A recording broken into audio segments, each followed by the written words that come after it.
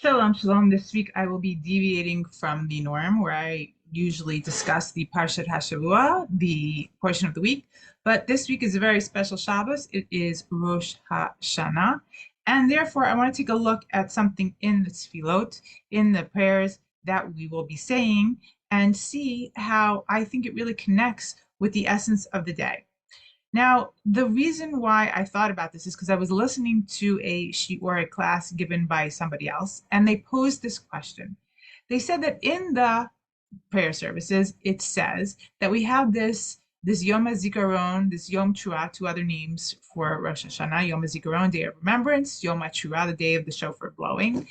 And it's a Mikra Kodesh, it's a holy day, and it's Zecher L'Yetziat Mitzrayim. It's a remembrance of the exodus of Egypt.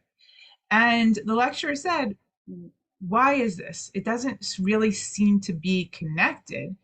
The day of Rosh Hashanah, the first day of this new year that we're told is Hayom Harat Olam. It's the day, the birth day of the world, meaning this is the day also that God conceived of the world, that created man. And it actually applies universally, not just to Jewish people. And what we're saying now, Zecher L'Yetziat Mitzrayim, to remember the exodus of from Egypt.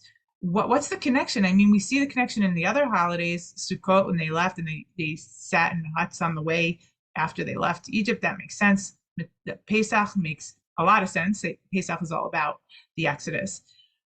But Rosh Hashanah doesn't seem to be related. Why are we throwing that into the prayers, the remembrance of the Exodus? So, I'm not going to give you the answers that the lecture gave because I was more interested in the actual question, and the answers didn't speak to me so much. So I went right away and looked in Shemot. I said there has to be something there that connects to Rosh Hashanah. What is it? So then I saw that why did God take them out of Egypt? We were told that they were supposed to spend 430 years. It was virtually cut in half, their suffering, their enslavement in Egypt. But God decided to take them out because it says he heard Sa'akatam, he heard their cries. He heard that the sound of their cries, and he said, okay, he was going to take them out. So this made me think, what is it? What is it about the sound of the cries now that made God decide that's it, that's enough, they need to come out? And I think that what it is it tells us in the narrative about the Jews being enslaved that the Paro had said, the Jews are getting too numerous, come let's afflict them. And he made them do all this really difficult work, progressively got harder. They had to make their own bricks with straw. They stopped giving them bricks, and they had to build these monuments to eternalize the Pharaoh who was seen as a god. This is something they totally didn't believe in. I think it's one thing to work as a slaves for backbreaking labor, maybe at least for something that you believe in or makes sense to you. But I think their soul was in such deep suffering because here they were spending their days in this back-breaking labor with something that they didn't believe in at all. They didn't believe that this Pharaoh was a god, and here they were with all their blood, sweat, and tears, devoting their life to something that stood against everything that they believed in. And I think that's what tore them apart. I think that cry came from their soul that knew that they were really meant for something better, something deeper. And I think that's when a cry comes from your neshama, from your soul, a bitter cry. It's usually because you feel trapped. You feel trapped into something that's not in line, not attuned with who you are and with what you know you want out of life, what's meant for you out of life. And I think this is very much connected with the sound of the shofar. Now we're told that God, when he took them out of Egypt and then on Mount Sinai, when he was about to give them the Torah, he sounded the sound, the nation heard a sound of shofar that God blew. They heard coming from there.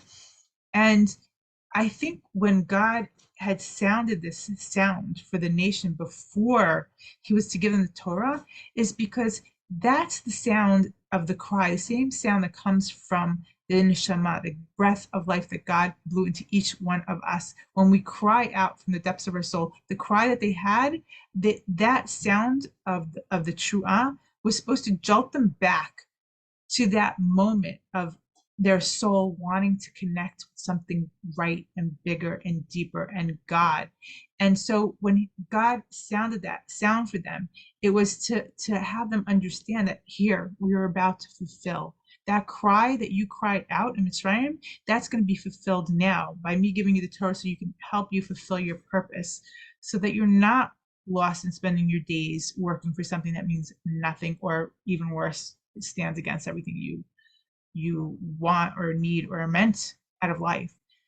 And so when God took them out early, it's because that's all that God needed, was to hear that they were crying, that they knew that this was not what they're meant for, that they knew they were meant for something bigger. And once they knew that they were meant for something bigger and better and what God had intended for them, then there was no purpose for them to be there anymore. They were ready to come out. And this is the sound God, we're commanded on Rosh Hashanah to sound the shofar. And it's reminiscent. I mean, it's reminiscent of the first breath of life that God blew into us when he created mankind, of this sound at Har Sinai. And at Har Sinai, it came from God and funneled into every single person. So it's exactly the opposite of what we're told to do. And that's why we're even commanded, we can't, if a person was to blow from the shofar from the bigger end, um, to go out to the little end, it's not kosher, it's not acceptable. Because what we're supposed to do is we're supposed to connect from what God did. Was he was the big, and he funneled into us, each individual, and we're supposed to go from us, from our neshama, and to sound it outwards so that we can connect with every single other person that has a God in them. All of that should connect to one another to realize our purpose. And so that's why I think that not every single person has to blow their own shofar. I always wondered why we weren't commanded each person should have to breathe from their own neshama out and hear that cry. But no, why not? Because we can all, when we hear that God, that untainted breath of life that comes out from whoever blows the shofar, it's coming from a pure place. It's coming from a place of God that we resonates with all of us, because that's what we all humankind have in common, is that purity, that source of life. And when we hear it, it doesn't matter where it comes from, we should all connect automatically, because we should be hearing something godly. That's the purpose of all of us, and we should connect and have it to be unified. And I think that another bigger lesson is that why we're starting off on the Sarah Imei Tshuva with hearing that, is to teach us that any of our suffering, we all live in our own man-made hells when we go off the path, when we sin, when we do things that are antithetical to our purpose in life. We suffer. We're the ones who suffer the most for it. And it hurts us. And if we can cry out with the knowledge and the pain that we've done something that's not true to our authentic selves, it's taken us away from our purpose, and it hurts us because we feel like we're living our life doing something that doesn't speak to our purpose, then God can help us. He can help us to move on from that. He can curtail our suffering, and help us on the road to our own personal redemption, to help take us out of that Mitzrayim, that personal Mitzrayim that we each got ourselves into. And he can hasten the redemption and help us out. It just takes that willingness that we have to connect with the depths of our soul, who we are and what we really are meant for. And if we see that we're not doing that, it is painful. And just that's what the day is, to connect with that, to hear that, to understand that, and to connect with godliness in everybody else, to know that everybody else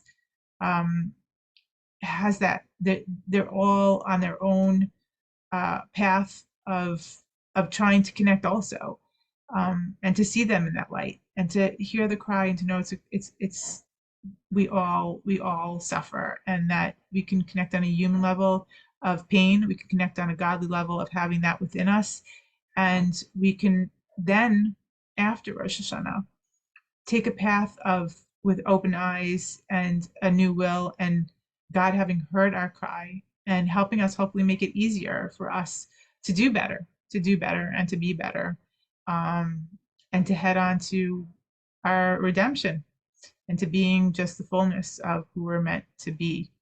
With that, I wish you a Shabbat Shalom, a Shana Tova, M'tukash. God should bless you to help you self-actualize, to find what your soul's purpose is, or at least to make it easy for you to do the right thing every day, and to do it even if you don't know what it is, by doing the right thing.